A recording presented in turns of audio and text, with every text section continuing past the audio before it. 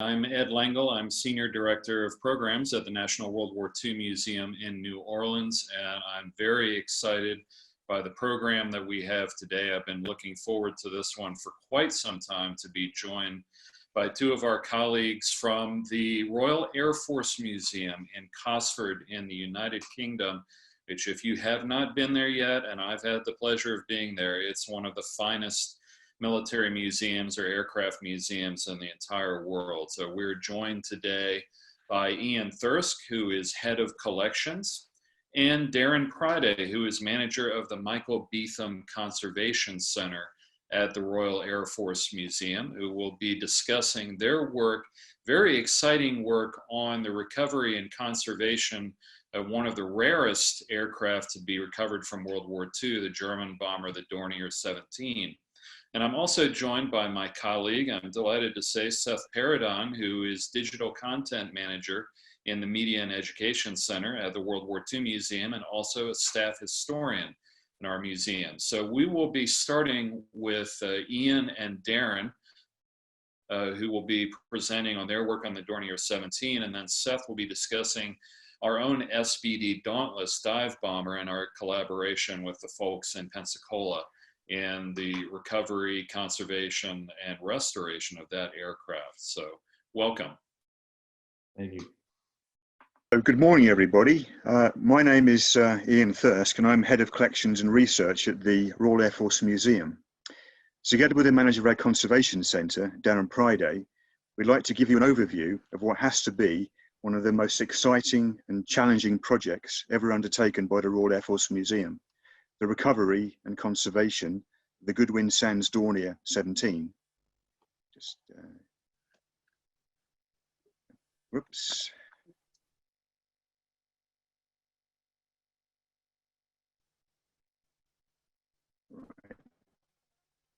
Okay. So exactly 7 years ago today, on June 10th, 2013, the project received worldwide coverage and featured live on BBC News as millions of viewers tuned in to witness the aircraft being raised from the Dover Straits. The size, scope, and technical ambition of the project captured the imagination and pushed the envelope in terms of methodology. In our presentation, we've broken down into two main parts. The first section will focus on the Dornier's discovery, plus preparations for its recovery.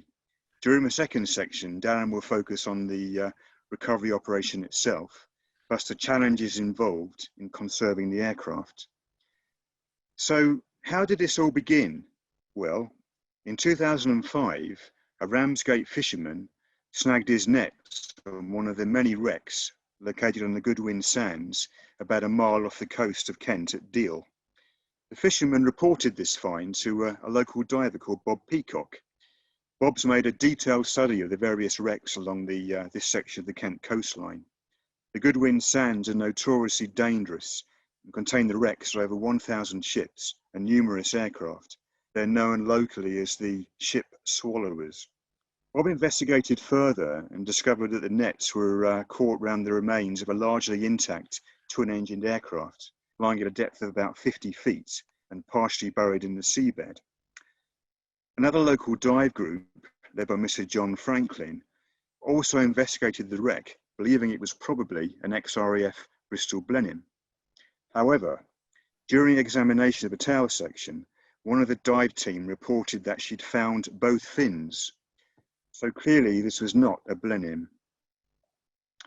The twin tail arrangement suggested to us that the aircraft could be either a Dornier 17 or a Handley Page Hamden, but which one was it? Well, meanwhile, Peacock reported this find to Wessex Archaeology, and they conducted sonar side scans of the wreck site during survey work for English Heritage. The results were quite spectacular and revealed the ghostly outline of a largely intact twin-engined aircraft emerging from the shifting sands. As you can see here, these were taken in 2008.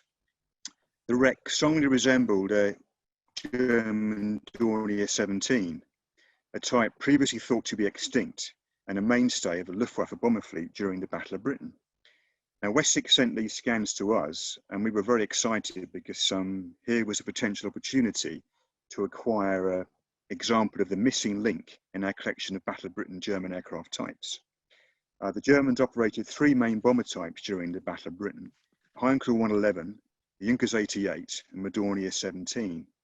We retain examples of the Heinkel 111 and Ju 88, but these are much later versions of the ones that flew in the Battle of Britain. However, no Dornier 17s were known to exist anywhere in the world.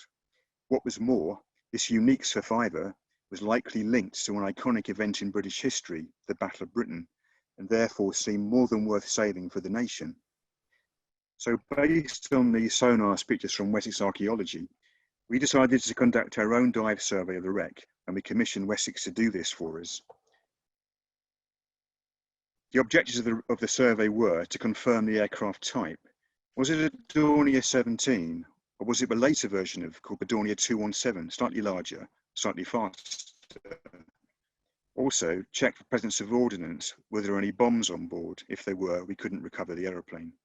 Very importantly, check for the presence of human remains.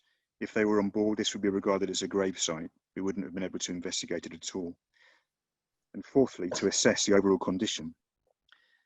Now, the kind of things we briefed the dive team to look at were the Dornier 17, for example, that has some Bramo Fafnir 9-cylinder radial engines. We said check the number of cylinders. Right. So here's an example of the Dornier 217, the aircraft that we were concerned that may be the identity of the DO-17. Another feature of the Dornier 17 is the external elevator mass balance. We told the divers to focus on this particular part of the aircraft too, to see if this could feature in the wreck, and it did. So the survey proved that the aircraft was indeed a Dornier 17Z and in remarkably intact condition, considering the amount of time it had spent on the seabed. Some general information here on the Dornier: 2 Bramo Fafnir 323, performance 1,000 horsepower each, a maximum speed of 410 kilometers an hour at 5,000 meters, and a payload of up to 1,000 kilograms. However, in order to recover the aircraft, we had to obtain a license from the Ministry of Defence. In order to do that, we had to contact the Air Historical Branch of the MOD to give us some idea of the aircraft's identity. The AHB came up with the 3 potential opportunities for the aeroplane's identity. 2 of these crashed into the sea and were destroyed, but one of them is recorded as having landed on the Goodwin Sands at low tide on August 26, 1940, following combat with RAF fighters. And it's this aircraft, work number 1160 at the top of the screen, that we believe to be the identity of the actual wreck. But what happened on August 26, 1940? How did this aeroplane actually end up there? Here's a photograph of 5K AR of 7KG3. We believe it may be this actual aircraft, but we've still got to find some evidence for that. So, Monday, August 26, 1940, was yet another day during the Battle of Britain when the German Air Force attempted to destroy Fighter Command's airfields. The previous day had seen attacks on airfields to the west of England. Today, it was the turn of aerodromes to the east of England. Rather than approach their targets over land, the majority of the attackers approached over the Thames estuary, turning north or south as required. At Saint-Trond Aerodrome in Belgium, 9 Dornier 17s of 7KG3 took off to attack the RAF aerodrome at Manson in Kent, timed for 12:20 hours. The German bombers followed the North Kent coast, turning inland between Herne Bay and Westgate to attack Manston from the north. It was now, as the formation approached the Kent coast and prepared to turn southwards, that RAF fighters, including Bolton Paul Defiance of No. 264 Squadron, tried to intercept the Dorniers. It was 264's task to attack the bombers. Instructed to patrol over Dover, the Defiance were vectored towards the Herne Bay Deal area to intercept the Dorniers. Ever mindful of the escorting Bf-109s, they successfully intercepted the formation from underneath before being engaged by the Messerschmitt fighter escort. In the ensuing confused combats, 264 Squadron claimed to have destroyed 6 Dornier 17s and damaged a further 1. Defiant L7005, flown by Sergeant Thorn, with Sergeant Barker as the gunner, claimed 2 Dorniers destroyed and were attacking a third when their aircraft was crippled by a Bf-109. Thorn and Barker dives away and preparing to make a forced landing when their Defiant was attacked by another Bf-109, which Barker swiftly dispatched. Thorn and Barker eventually landed at Herne Bay and returned to their Hornchurch base by train. And here's a copy of the logbook of Sergeant Thorn with the entry for August 26 underlined, plus an extract here from the Operations Record Book for 264 Squadron detailing the day's engagement. So as mentioned earlier, Dornier 5K-AR, seen here, was badly crippled during the combat, and at 1340 hours made a forced landing on the Goodwin Sands at low tide. Of the 4 crew members, the pilot, Willy Efmert, and the observer, Hermann Ritzel, were the only survivors. The body of the radio operator, Helmut Reinhardt, was washed ashore in Holland, while the body of the bomb aimer, Heinz Hune, came ashore in the UK. Reinhardt now lies in a German cemetery in Holland, and Hune is interred in a German cemetery at Cannock Chase in Staffordshire, very close to where the Dornier is today at Cosford. So, following the dive survey, we took the decision to try and raise the Dornier, but there were several hurdles to leap before we could do that. The major one, of course, let's go back a bit, was funding. We estimated it would cost about £500,000 to raise the aeroplane. Secondly, we would need to obtain licenses from the MOD Service Personnel and Veterans Agency in accordance with the Protected Military Remains Act 1986, and also from the Marine Management Organisation. We also had to come up with an exceptionally good recovery methodology and conservation methodology. To better inform the recovery operation, we commissioned the Port of London Authority to conduct a multi-beam echo survey of the wreck site, plus the surrounding seabed, up to a radius of about 250 metres.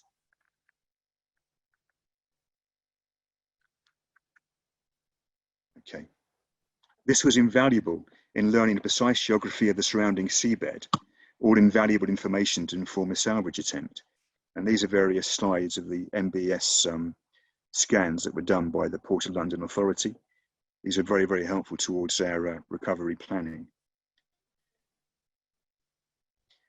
We also spoke to others who had done this kind of thing before, the Norwegians, who were exceptionally helpful. Visits were made to the Norwegian Armed Forces collection at Oslo Gardermoen and to the Norwegian Aviation Museum at Bodø. They've recovered Ju-88A4 from a fjord in Norway, fresh water, mind you, and a Heinkel 111, which you can see photographs of here. The Norwegians told us that the first 48 hours are the first critical once you've recovered the aeroplane. You must keep the aeroplane wet after that, and during that first 48 hours, you will be able to undo nuts and bolts on major assemblies. At the time, we didn't quite believe them. Here's some photographs of the Ju-88A1 at Gardermoen, which is being restored as I speak. This is an exceptionally fine condition and very, very complete. Meanwhile, our fundraising efforts were proving successful and included generous donations from a number of organisations and the public. These came from the European Aeronautic Defence and Space Company, EADS, 328 Support Services, Wargaming.net, the RAF Historical Society, and the RAF Museum American Foundation. However, thanks to a generous £343,000 grant from a National Heritage Memorial Fund, we were able to appoint a contractor for the recovery, in this case, CTEC Civil and Marine of Southampton. CTEC immediately began planning for the recovery and, in association with the museum, obtained copies of Dornier 17 manufacturing drawings and manuals from EADS, all invaluable in providing information for the recovery operation. We also made links to the Dornier Museum in Germany and worked with the Marine Management Organisation to mitigate any environmental problems posed by potential leakages from engine oil and fuel spillages from the wreck. We also worked with CTEC, the factory method end, for dealing with the positioning of the oxygen bottles remaining in the aeroplane and how we would do with them once we recovered the wreck. So, following this, we decided the recovery objectives were: recover the aeroplane in one piece, careful and complete small artifact removal, to take and accommodate live broadcasts and media coverage of the event, all vitally important. And lastly, to securely dismantle and deliver the aeroplane to our conservation centre at Cosford. I'm now going to hand over to Darren Priday, who's going to give you an overview of the remainder of the project's recovery and conservation. Okay.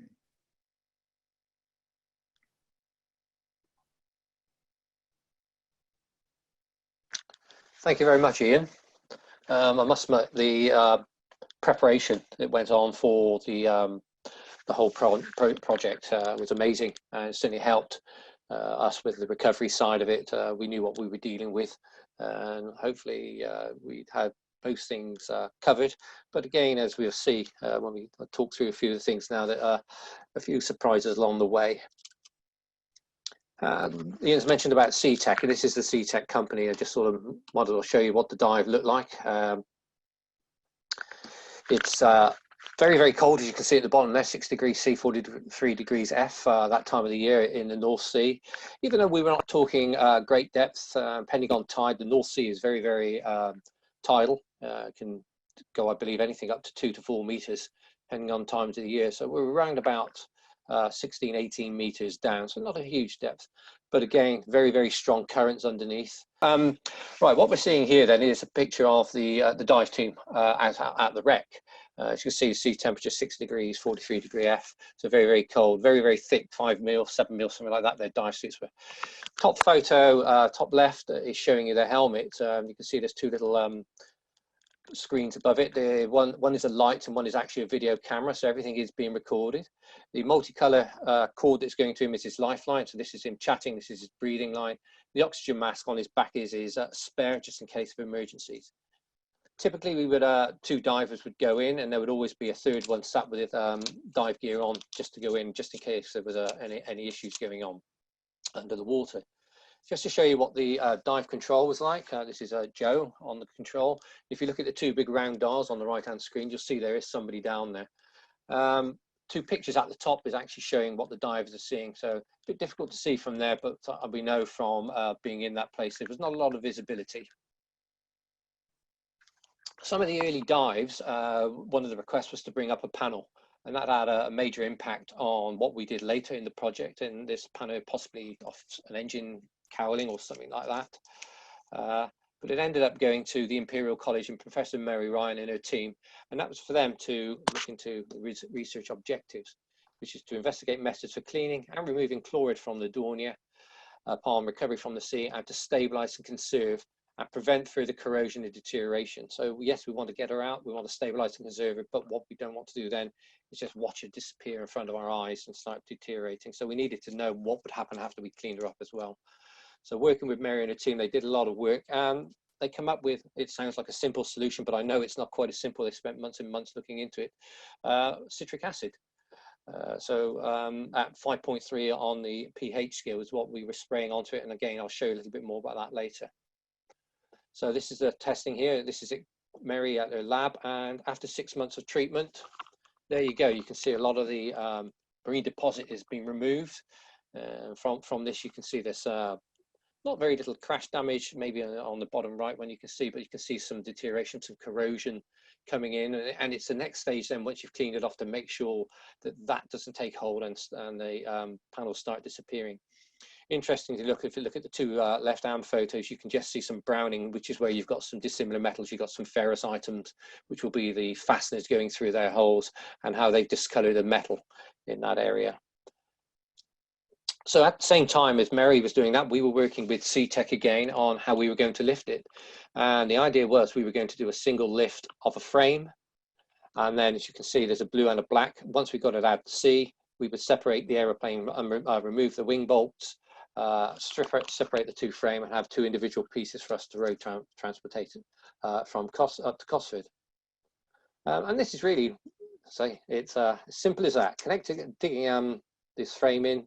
It was hollow section, about 100 mil or 125 mil, depending on the whereabouts on the frame. Hollow sections, and the idea would be you would connect up an underwater hoover, and as you were going through the sand on the bottom, you would suck the sand out and be able to just slip it through. and so we'd be able to do that. So yeah, British viewers will understand my little Simples friend that I've got there off the British TV. But yes, that's how it was all planned. But as you can imagine, things don't always go to plan. This is the framework up at the Cosford site. They'd spent about a week up there assembling it, and that was just doing it open vision, and they worked all the way through various processes, and they ended up doing it with blanked out vision, so they were just doing it by feel, because typically that's what would be happening under the sea. But what the photo is showing here is one of the last tests. When this was the deflection test, they're weighted bags of sand or aggregate, and what we were looking for is minimum deflection with the whole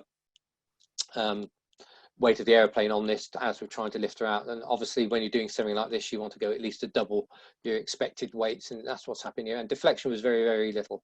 So we were positive that the frame could take the weight and we could get her out with this frame. But unfortunately, when they was trying to put these sections in, so sucking out the sand as they were going through, they hit some hard ground. We believe it was probably chalk. So really just going from a hoovering, it ended up going to a drilling type scenario, and that would just taken too long. So very, very quickly, and with the aid of the technical drawings and all the information that we gained in the first part of the process from Dornier, the museum, we ended up having to do what we didn't really want to do, and that was to physically lift the aeroplane itself. So lucky enough with the aeroplane, as she'd gone to the bottom, she'd gone upside down. So that had exposed quite a bit of some of the more solid structure, like the wing spars and the carriage fittings and things like that, listed them all there in front of you. And so we'd advised where they could do that side. So really, at the moment, as you can see, that's the sort of lift we went to. We're hoping to do so on the very, very solid structure parts of the airplane. Again, now this is obviously, we don't know what these structures like, so it was a real big gamble when we went for the lift, but in the end we got this far and we thought this was going to be worth it. And so we were all sat there, 2nd of June, everything was in place, all the strops, everything, all the lifting tackle, and on the right hand side of the barge you'll see there's the crane with the crucifix and the lifting rigs all ready to go. What I must never picked up really on the dive point earlier, and I'll just explain now, we weren't diving 24/7. You have to only dive in slack water. That only happens a couple of times a day when the tide's turning. And typically that's a window of only 45 minutes. So they didn't have a lot of time going into the sea. But anyway, we had one of these slack times when the tide was changing, coming up. And as you can see from that photo, weather was actually perfect. We were watching all the instruments, watching the tide turning, and it was getting to the point where the divers were just about to suit up, which gave them about 15-20 minutes, something like that, to get suited up before they would start going in. And unfortunately, we were just all sat there waiting to go, and the wind, just got a little bit of wind on one of our cheeks, and within the next 5 minutes the wind had totally changed, and we'd gone almost to about a 15-knot wind, and the two barges you can see there were bouncing around on swells that were 4-6 feet in height. It was incredible change in weather, and we got all the main players together, and it was quite a simple decision. It was just too dangerous, not just for us that were out on the boats to contemplate a lift, but to put a diver in the water. And also, if you think about it, if you were to pick up the object off the bottom and the boats are going up and down, you're more likely to just bash it to death on the bottom of the sea. So it was quite a simple decision. Not a lot of people, the film crew that was out there was obviously very disappointed because they were going to put it live all around the globe, what was going on. But in the end, we had to do the right thing, and that was to call off the lift. At that time, I think we were getting very, very close to thinking, you know, funding's running out and we really can't carry on. But we did manage to carry on. And then we could see another weather window coming in for the 11th of June. I'd come all the way back up to Cosford, which is with the drivers about a 5-7 hour drive away, so I was quite a long way away. I had a call on the 9th. Tuesday is looking good, but then all of a sudden the conversation turned. It may start happening on the Monday now. So Monday the 10th, and all of a sudden I'm having to get up very early on the Monday, make this long drive back down to the Ramsgate in Kent with my team, put my team into the hotel locally. I was the only one off the team that was going out to sea. Got out on the tender, got out there, and he met up with Ian, and he said, it's going to happen. The weather had totally changed. So what did actually happen though at that time, the two barges we had to be pegged in all four corners, and one of the anchors going down somehow managed to twist and buckle itself up somehow. And again, we thought that was it, the end. I think me and Ian were probably in our little cabin packing up. We just think we could survive another dose of bad luck. But somehow, and we don't to this day really know what happened, they managed to sort that out. And everybody was excited that all this bad luck we had a lot of bad luck with weather as well during the month of May. But then all of a sudden, this happened.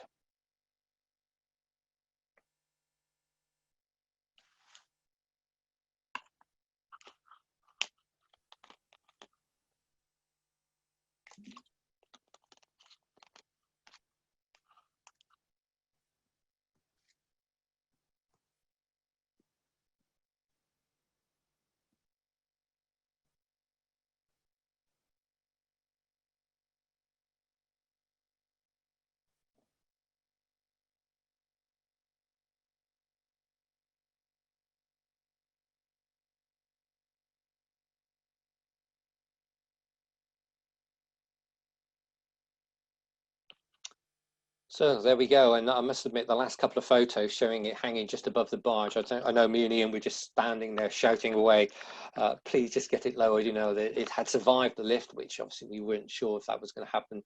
So yes, our luck certainly changed in that 20-40 minutes, whatever it was, to get her out of the water. And this is what we were presented with. I thought it was a quite nice little slide. It shows you the side of the aeroplane, or the part of the propeller, how much crud is on there, but also there's a lot of marine life involved as well. My first role then, even though we had dives where there was confirmed there was nothing on board, but that was only by divers with limited visibility in a very, very poor environment. So my role then was to go on board, keep everybody away, and just do a thorough look around the object, climbing everywhere. The first thing that I noticed was the smell. It was horrendous, but it was something we come to love over the week of working on the aeroplane. One thing I did find in amongst everything was this what looked like a rock, but I quickly recognized it to be an MG15 machine gun magazine. So when we got into port, we called out Army Bomb Disposal. What's happening up the top right there? They're taking x-rays before they handed it back to us, saying that it was clear. And there we go, just to show you some of the air publications we managed to get from that era. And there's a picture of the MG15 magazine somewhere stowed in its position within the Dornier 17. The other thing we mentioned about the environmental impact from the oils, engine oils, anything like that might be on board as well. But one other thing it's always worth pointing out, there were lots of crabs, marine life, lobsters you can see on the right. Everything in there, live or dead, that was we found on board all went back to where it should be, and that was back into the sea. Nothing was come with off board with anybody. This is something else that Ian mentioned, so it's just proof that it went on 24/7 while we were looking at stripping the airplane. We were completely dosing it in the salt water just to keep it wet, and that was our biggest hurdle, just making sure the object stayed wet and not drying out too quickly. Small object, there were some extra dives that carried on, and any small objects we found inside, anything they brought up off the bottom, we had these wheelie bins full of salt water, so the sea water, that we could just drop them in just to keep them wet. That was the simplest solution for us. And this is the dumb barge. This is non-powered, this one, which we had to done just about make out the Dornier on there. And the one thing, I suppose, being out at sea with all this going on, all our attention was just focusing on the job, and we hadn't realised the excitement and the amount of people that were following us back in the UK. Not very well shown on there, but around the quay side, it was just absolutely full of people. And as we come in, we suddenly realised how many people must be out there watching us. There was such a noise of cheering and well wishes from everybody there. It was quite humbling to be there on the boat.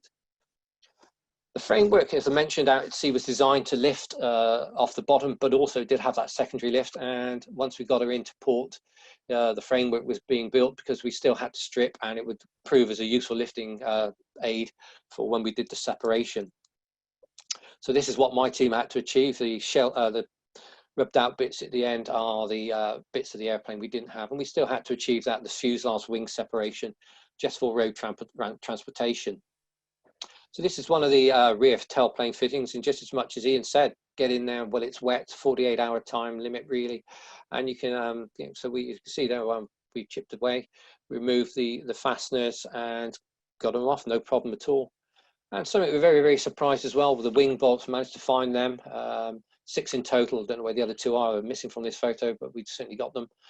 Went in, found them, cleaned them up, took the split pins out, got the spanners on, took them out and just tapped the bolts out. And I must admit, that was something we were very, very surprised at. You know, yes, we've been told there's possibility of that happening, but you know, maybe German technology for you. Again, I mentioned about the lifting frame, and there you can see is a very, very good example of the wing being separated from the fuselage. So that part has happened, and this is doing the load for the 7-hour road trip from Ramsgate up to Cosford. Of course, then we've got the problem then of trying to keep it wet. So we've given her a good dosing. We put on an environmentally product that we'd found, which happened to be a floor gel. We looked into it, had it tested, it seemed to be fine. So we covered it in this gel. And also you can see there's blue tarpaulins on the back of the wagon. Apart from a lot of stuff being would have been lost on the motorways, we covered her as well to stop any sunlight or any wind from drying her out. So we've done a lot of prep in preventing her from drying out in the road journey as well. That's the group of us that were out at sea. My team there, who'd done all the work, spent a week trying to strip her down, get her prep ready for the road journey. A lot of us very, very tired, very, very smelly, but very, very pleased that that sort of first stage of the recovery had happened. So we've done the 7-hour drive, and of course then we have to unload up at the Cosford side, and this is the unloading up at Cosford. Again, this is a good look at what the fuselage looked like when we got it back. And this is our ultimate aim. It took us about another 6-7 hours to get her unloaded, get her on wheels, and get her into the polytunnels that we had designed for the desalination of the object. And just to cover that side of it now, we've done a lot of chatting and looking into how was the best way to actually soak her. There was obviously, we come up with 3 options. One was to do nothing, but we knew that wasn't an option. We'd spend all that time and effort. We didn't want to just let her disappear now. The other option, and what a lot of people had previously done, was to put her into a pool of water, say like a swimming pool, that sort of thing. That was quite a costly exercise.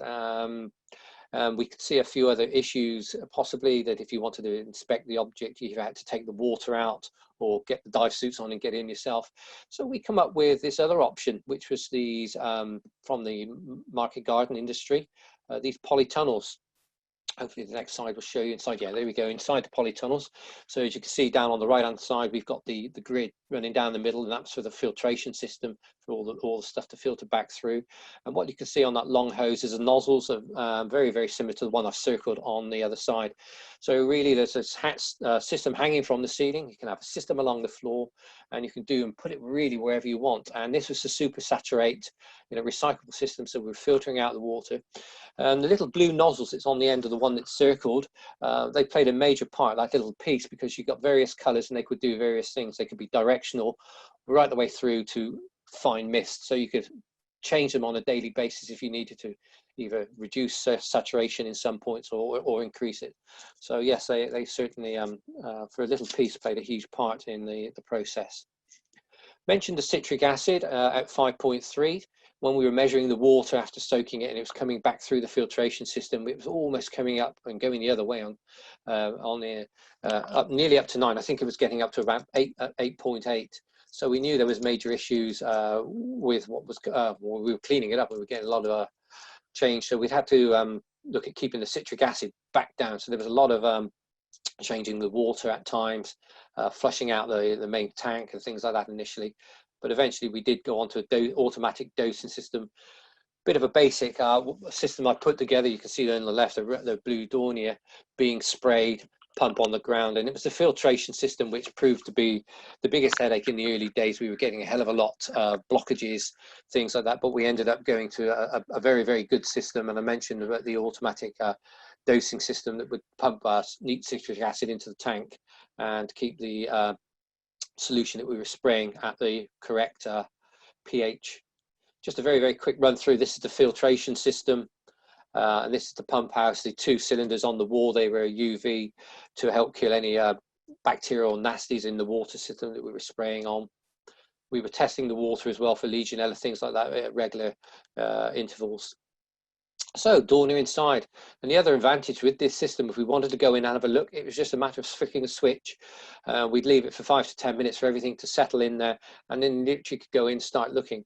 And as you can see, as the process is going on, it's dissolving what's on there, putting it back down, recycling it through, but starting to come off as well.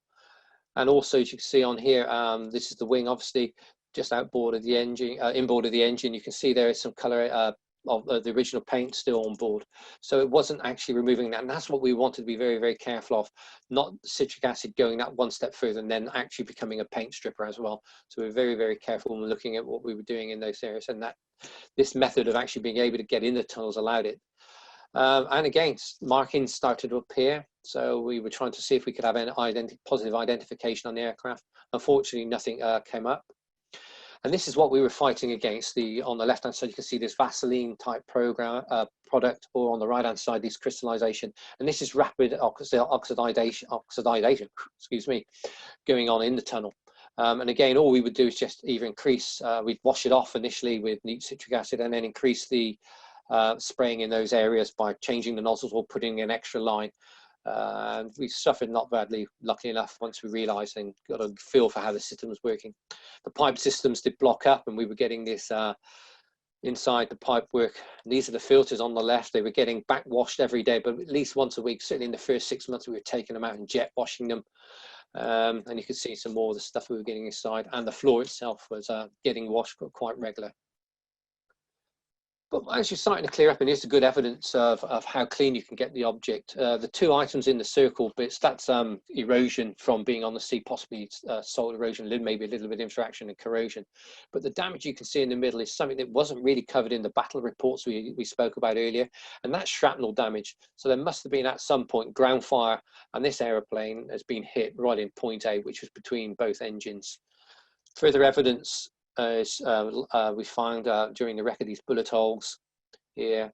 This is obviously one of the propellers, 3 bullet holes shot from behind, another part of the engine canister. Even the fighter planes had hit it right down the engine line in the game.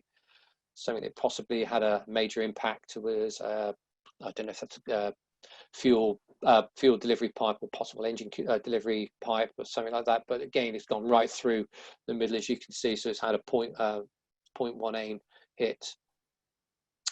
So the major objects was being done in the tunnels, but obviously we could do the smaller objects in the MBCC itself. We kept a chart, a big spreadsheet of what was going on, and in the end it ended up being these really useful bins. You'd use them, make up the localized solution, monitor it using a digital monitor or the litmus paper. If it changed, or when it significantly changed, you could refresh, and you could keep doing that. But again, once you've got to a stabilized system, what we were going on then was using pure water. We cleaned out a lot of impurities. We wanted to make sure we weren't putting anything back in. Dry it back out, and then place in dehumidifiers, which again would help the drying out process. We get the dehumidifiers as low as we could, which I think was around about 45% relative humidity. We're getting them down to quite a decent percentage, and they were really just drying everything out. Typical tools that we're using at the time on the ferrous items, you could get away with a slightly more aggressive, like the Scotch-Brites and the wire brushes, but typically it was wooden, plastic or tooling, and very, very soft toothbrushes.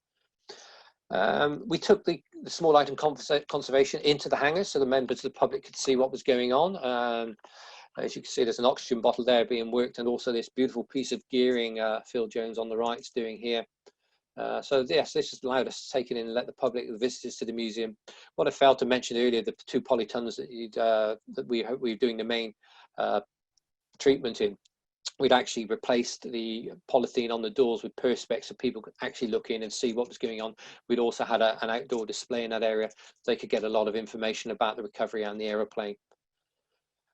Just small item conservation. This is the bit that's really tedious. To get 90% of the marine deposit off takes about 10% of the time, and that last 10% of the time, it's when you've got to be very, very careful. You don't want to be breaking wire, you don't want to be breaking if there's a bit of glass underneath or anything like that.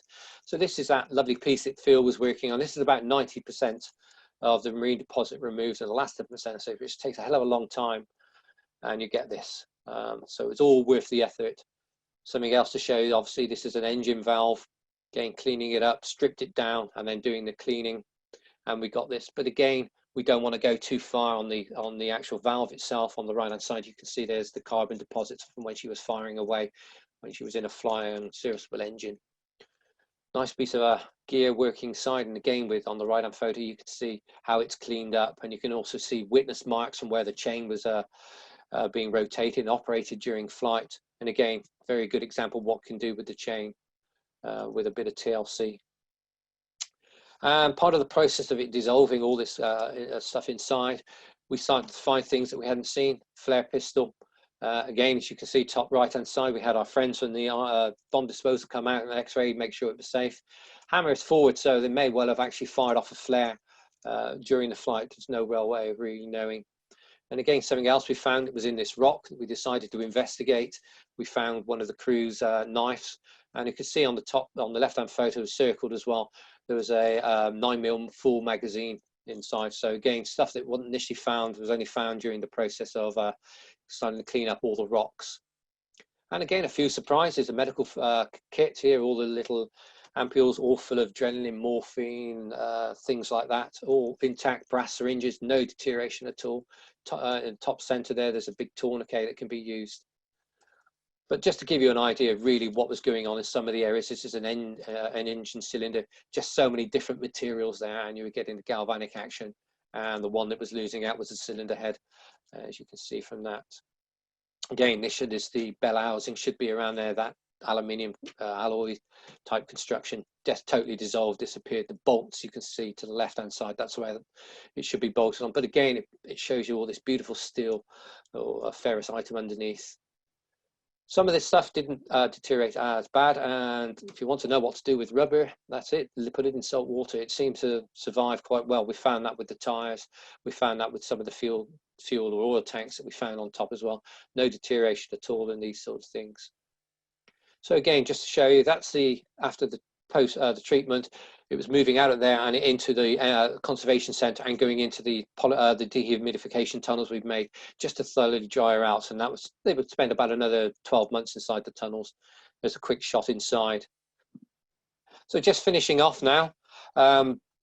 She's still in the conservation centre after all this time. The museum now is going through, that's the Hendon side and the Cosford side is going through a huge lot of change.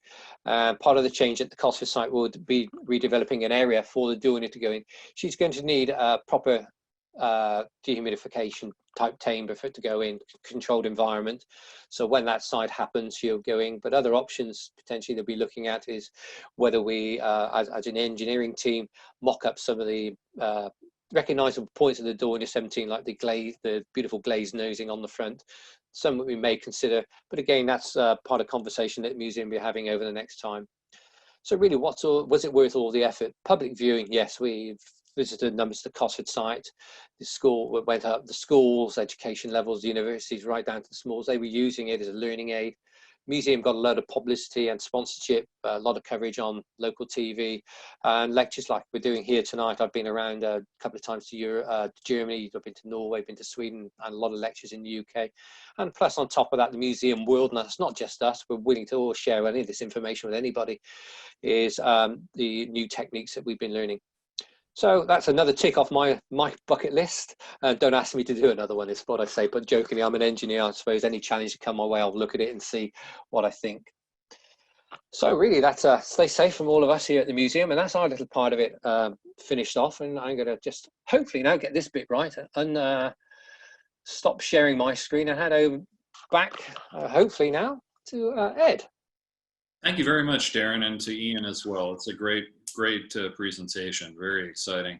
I know Ian has been answering a number of our questions we've been getting online as we move along, so we will go straight into Seth, and I think you can go a little bit longer since the questions are being answered live.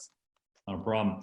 My presentation is not nearly as sexy as Darren and Ian's presentation is, because we didn't actually recover the airplane that I'm here to talk about. When the museum opened in 2000, we had exactly 2 airplanes in our collection, one of which was on loan from the National Museum of Naval Aviation, or now it's called the National Naval Aviation Museum in Pensacola, Florida. One of the airplanes that one of the things that we did when we started acquiring airplanes for our collection is we wanted to have a representation of the most significant type of aircraft that fought in each theater of the war for the United States. So we have a C-47, we have an F-4U Corsair, we have a B-17, we have a TBM Avenger, we have a B-25. And the one thing that kept coming up was there's one plane in particular that we needed to acquire. As a National World War II Museum of the American Experience, we needed to acquire in my opinion, the most significant aircraft that ever flew in the Pacific War, at least for the first half of the Pacific War. And that would be the SBD, the Douglas SBD Dauntless dive bomber. The SBD, I'll just give you a quick history on it. It was probably the most significant airplane that flew from December 7th, 1941 until the introduction in combat to the F-6F Hellcat in 1943. The Dauntless was an amazing airplane, and it was something that had been developed in the mid-1930s. So actually, by the time of the attack on Pearl Harbor on December 7th, 1941, the Douglas Dauntless was considered an obsolete aircraft, believe it or not. It was, even though it was a frontline dive bomber, there were already efforts underway to develop and field a replacement for the aircraft. Nothing wrong with the Dauntless, except for that it was old. Main thing with the SBD was it was slow. SBD stands for Scout Bomber Douglas, but the crewmen used to call it slow but deadly because the thing had a very slow cruising speed. But other than that, it was incredibly reliable. It was very, very rugged, much like a lot of American aircraft, frankly. And it was incredibly accurate. The thing with the Dauntless was when it would dive, when you're dive bombing anything, any target at all, generally you're diving at a very steep angle, anywhere between 70 and 80 degrees, sometimes a little bit more if you roll over on your back. And previous dive bombers developed by the United States Navy tended to be unstable in a dive. When they'd come down, they'd shake and they'd wobble like this, and they just weren't very good, frankly. When the Dauntless was designed in the mid-30s off of several different variants of airplanes, grandfathers, if you will, by a gentleman named Ed Heinemann.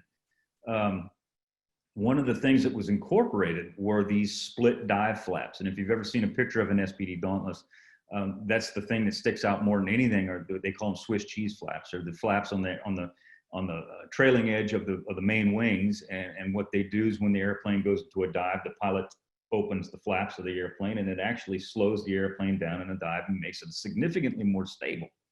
So with that, when the United States Navy and the Marine Corps started testing that airplane, they realized that they actually had a really good bird, because the Dauntless could dive at a 70 or 80 degree angle, or as I said, even steeper. And it was like dropping a rock from a high distance. It just went straight down. It was incredibly accurate. In the hands of a good pilot, one of which you're going to hear in a few minutes, it was an incredibly accurate bird. It did exactly what it was needed to do. It was very rugged. It had a pretty long range for its time. And it was, as I said, the most significant aircraft in the first half of the Pacific War. So much so that it was one of the first aircraft the United States engaged in combat with the Japanese on the 7th of December. The USS Enterprise was off the coast of Oahu on the 7th of December, and it launched a morning, not a scout hop, if you will, but they were sending airplanes into Ford Island from Scouting Squadron 6, and these guys were attacked by the incoming Japanese aircraft that were attacking Oahu. Most of the Dauntlesses were shot down. Several crewmen were killed. So it was kind of an inauspicious beginning for the SBD, if you will. However, her reputation turned exactly 3 days later on December 10th, 1941. A United States Navy Dauntless dive bomber flown by a gentleman named Clarence Dickinson, flying off the USS Enterprise again in Scouting Squadron 6, sank the first Japanese man of war. It was a submarine called I-70, right off the coast of Oahu, as a matter of fact. Enterprise was out on anti-submarine patrol. Dickinson was flying that particular mission, armed with a 500-pound bomb, saw the submarine just below the surface, kind of with decks awash, made a dive, one dive, dropped the bomb, hit it, turned around to look for the sub, and it was gone. Well, he sunk it, and that has been confirmed. It was a confirmed sinking. First Japanese man of war sunk by the United States Navy in World War II. Well, sunk by the United States Navy aircraft in World War II, was sunk by an SBD. And it would not be the last. The Dauntless featured heavily in all the major raids in the beginning of the Pacific War from February 1st, 42, all the way through May, the hit and run raids, as they're called. Marshall Islands, Gilbert Islands, all those places like that, Tulagi, places that you'd hear later on in the war.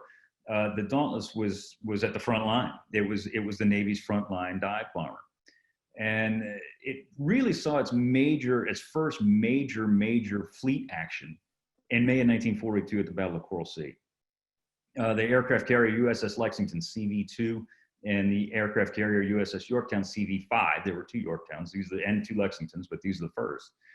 Saw action against Japanese carrier forces in the world's first carrier versus carrier battle at the Battle of Coral Sea.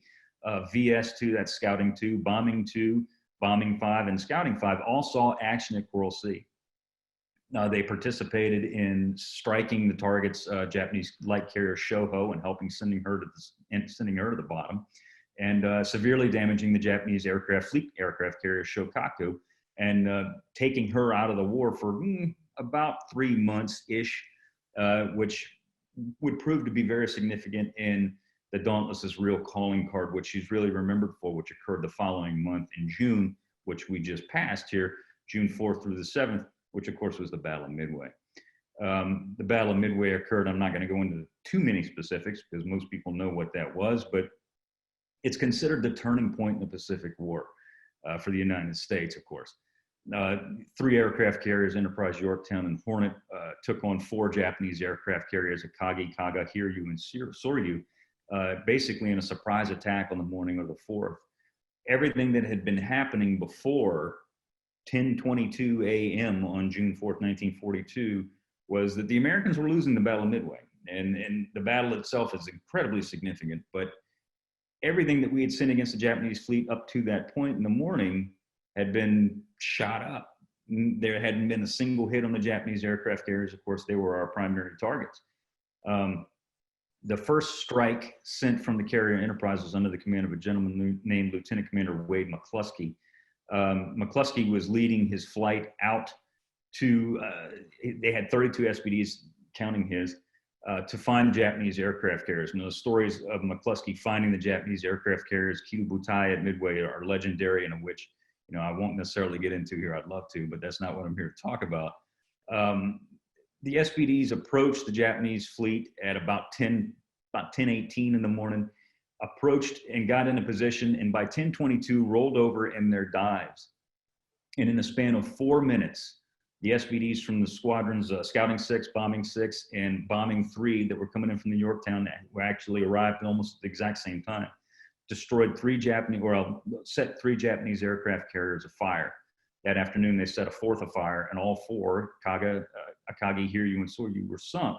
And those sinkings are attributed to the Douglas SBD Dauntless dive bomber. So when we were sitting there thinking about what was the most significant aircraft that we had to acquire for our collection that represented the Pacific War, it had to be the Dauntless. And the reasons for which we wanted the Dauntless, are not the least of which is what I just explained to you, but also we happen to have a lot of oral histories in our collection, many of which are from SBD Dauntless dive bomber pilots or gunners, people who flew the bird in combat during 1942 and 43 and even in 44. I have a little clip I want to show you, and this is what we're going to talk about here, is a gentleman by the name of Dusty Cleese. And I talked about how accurate an SBD could be in the hands of the proper pilot. And this was the proper pilot. I mean, you know, a lot of people talk about Dick Best as being probably the finest dive bomber pilot in the Navy in 1942. And he certainly was fantastic. But it's certainly arguable that Dusty Cleese was certainly his equal, if not just better. Dusty never missed. I mean, he made attacks in the hit and run raids, and he never missed. He made 4 attacks at Midway, and he hit the Kaga, he hit the Hiryu, and then he hit the Maikuma at the end of the event. So he was superb, a superb pilot. And Kate or Chrissy, if you could, let's go ahead and listen to what Dusty has to say about flying the SBD at the Battle of Midway. Norman Dusty Cleese was an SBD Dauntless pilot in Scouting Squadron 6 when the Battle of Midway began on June 4th, 1942. Cleese was one of the 32 SBD dive bombers aboard the USS Enterprise, sent out to strike against the attacking Japanese carriers. Here we were somewhere above 20,000 feet, and they were heading directly into the wind, and they're right ahead of us, and there were no Zeros attacking us up there. And so we had McCluskey and his 2 groups, and then came Earl Gallagher, and then I was number 4. Cleese and the others headed straight for the Japanese aircraft carrier, the Kaga. And then I watched Earl Gallagher come down. There was a plane about 200 feet away from the stern, and his 500-pound bomb landed just squarely on top of it, balloon. And then his two incendiaries landed on either side of it, and immediately the whole stern of the ship was a ball of fire about 50 feet high. Well, then I was ready for my bombs, and I used the red circle on the bow as my target, and I came really down low to make sure that it would hit. And I saw the bomb land at the edge of that big red circle. And then I saw a big explosion. Within minutes, the fate of the Kaga was sealed. Later that same day, Cleese helped sink a second Japanese carrier, the Hiryu, by hitting her with a 1,000-pound bomb. He and his squadron mates of VS-6 helped turn the tide of the Pacific War with their victory at Midway. Yeah, so as you see, in the hands of the proper pilot, the SBD was a deadly, deadly weapon. So as I said, when we were considering what airplanes we needed to get, we had to get an SBD. It was an airplane that we just absolutely had to have. Well, the problem with the SBD is that it was a Navy airplane. And with the Navy airplanes, once the Navy takes an airplane into their inventory, they retain it forever. They still have rightful ownership of that United States Navy Douglas SBD dive bomber. So we can't go out and, like Ian and Darren, go out there and dig one out of the water, because even if we did and we preserved it, the Navy would come and take it and say, hey, thanks for doing that for us. Yeah, we're taking it back home with us, which they have done before, not to us, but to other people. But so we knew that we just couldn't go out and grab one, and we didn't know where the hell one is anyway.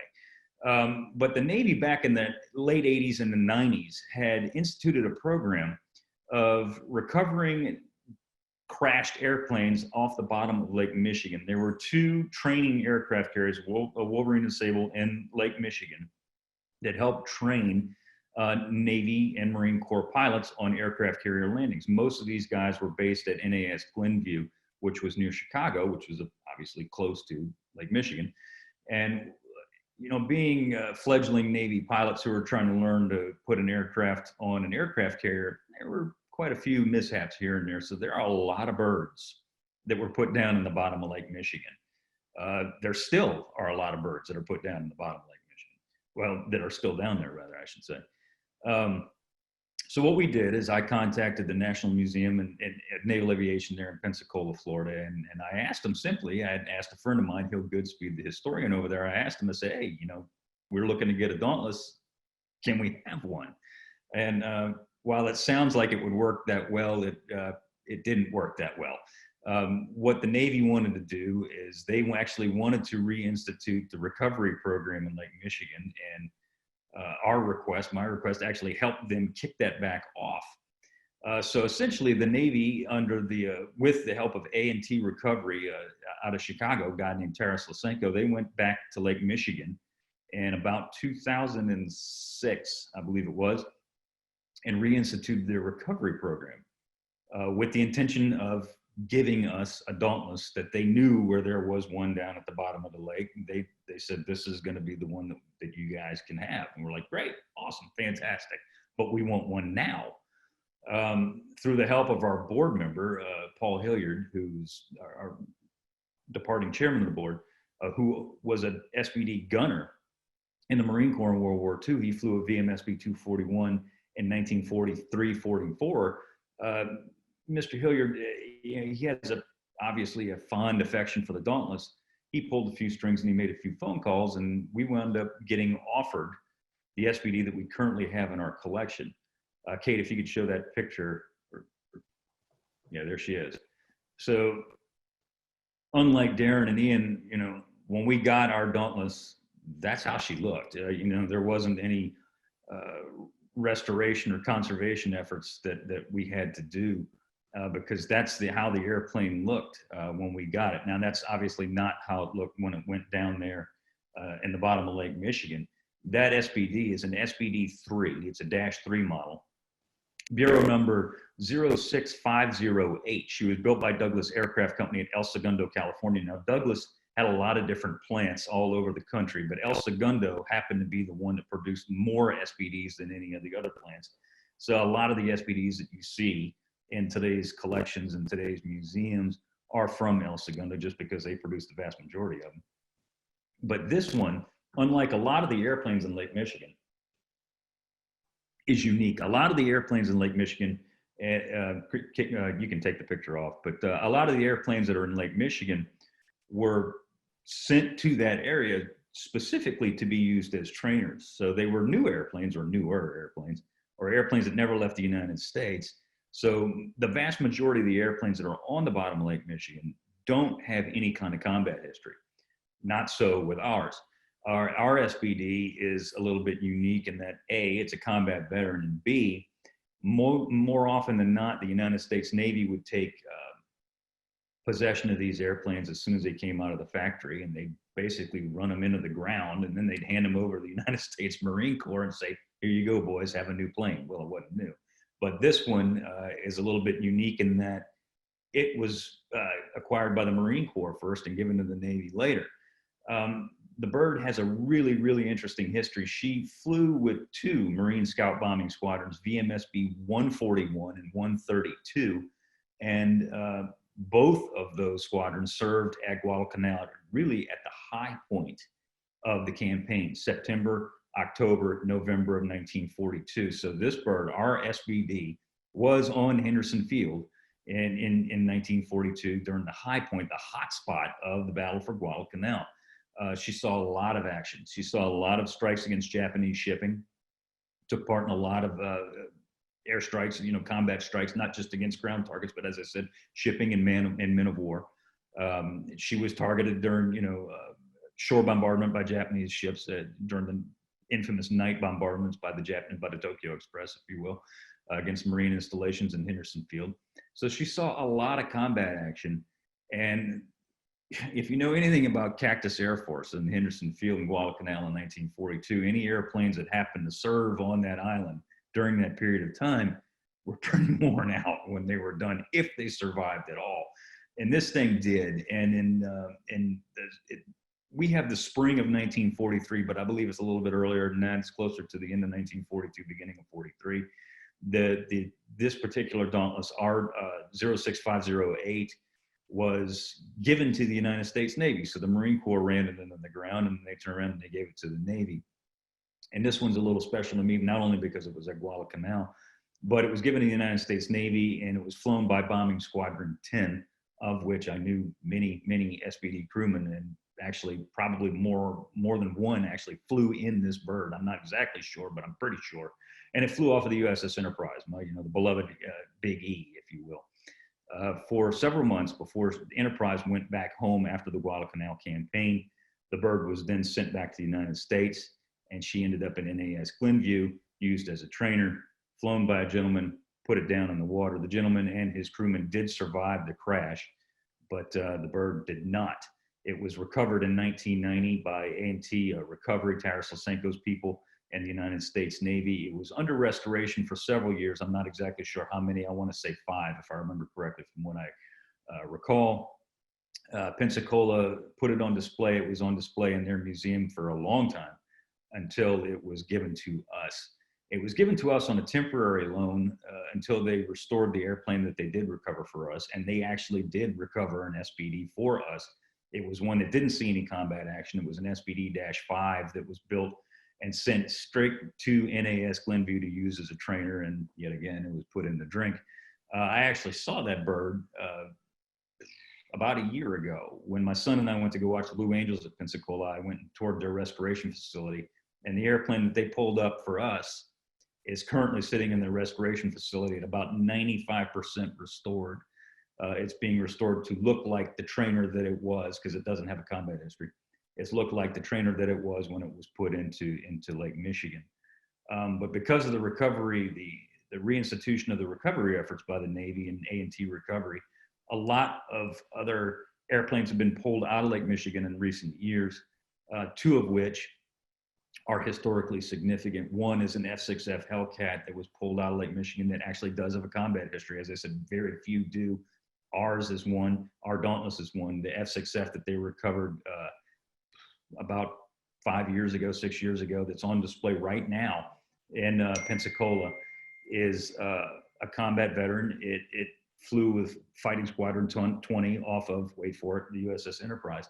Another airplane that they pulled out of the water is the only known surviving airplane of its type. It's called a Birdcage Corsair. It's the very first model of the F-4U Corsair, which of course is the famous gull-wing fighter that was flown by the Royal Navy, as a matter of fact, and the United States Navy and Marine Corps towards the end of the war, middle part of the end of the war. But our Dauntless is one of the prizes of our collection. It's on loan. It's not ours. It's still the Navy's, but it's on loan. And it is a beautiful airplane, an absolutely gorgeous bird. It's in fantastic shape.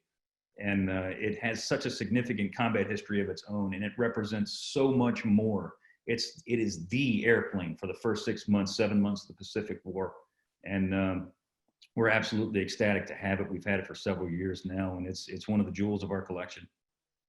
And with that, I'll turn it back over to Ed.